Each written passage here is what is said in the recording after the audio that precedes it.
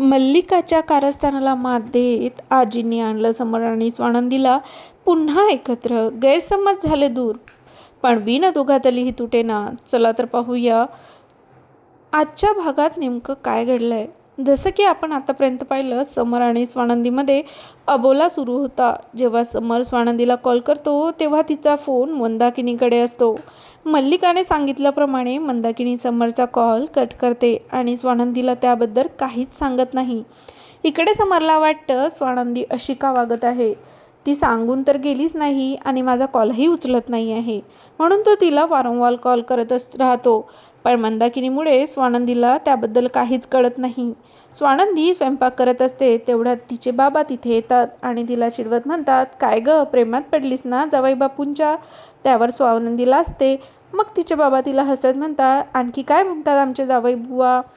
त्यावर स्वानंदी म्हणते, काहीच नाही, आमचा अबोला सुरू आहे. मी इकडे आल्यापासून त्यांनी एकदाही कॉल केला नाही. त्यावर तिचे बाबा म्हणतात, अगं मग तू तरी कॉल कर ना, असं म्हणत ते तिथून निघून जातात. यानंतर समर ऑफिसमधून घरी येतो आणि विचार करू लागतो की स्वानंदीने अजूनही रिटर्न कॉल का केला नाही. तो स्वतःशीच म्हणतो, मीच तिला कॉल करतो, पण लगेच विचार बदलून म्हणतो, आधी फ्रेश होतो आणि मग करतो. असं म्हणत तो फ्रेश व्हायला जातो, पण फोन बाहेरच ठेवतो. इकडे स्वानंदी समरला कॉल करते, पण तिचा कॉल मल्लिका कट करते आणि त्यानंतर समरचा फोनही बंद करून ठेवते. दुसऱ्या दिवशी आजी समरजवळ येते आणि विचारते, अरे नंदूचा कॉल आला होता का. त्यावर समर म्हणतो, नाही. मग आजी म्हणते, तिला कॉल कर आणि ती कधी येते ते विचार.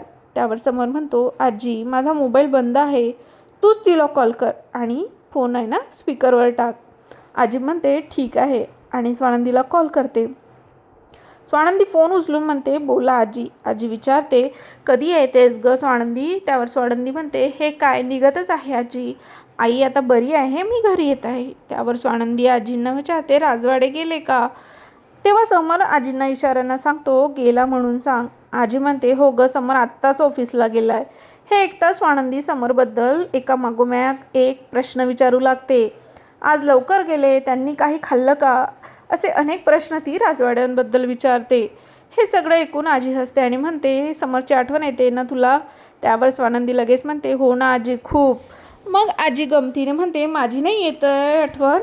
त्यावर स्वानंदी हसत म्हणते, अहो तुमची पण येत आहे. त्यानंतर तीच म्हणते, आजी मी मंदिरात जाते आणि फोन ठेवते. आजी फोन ठेवते आणि स्वानंदी मंदिरात जायला निघते. दुसरीकडे समरसुद्धा मंदिरात पोहोचतो आणि अखेर दोघांचा बोला संपतो. व्हिडिओ आवडला असेल तर लाईक करा आणि चॅनलला सबस्क्राईब करायला अजिबात विसरू नका. धन्यवाद.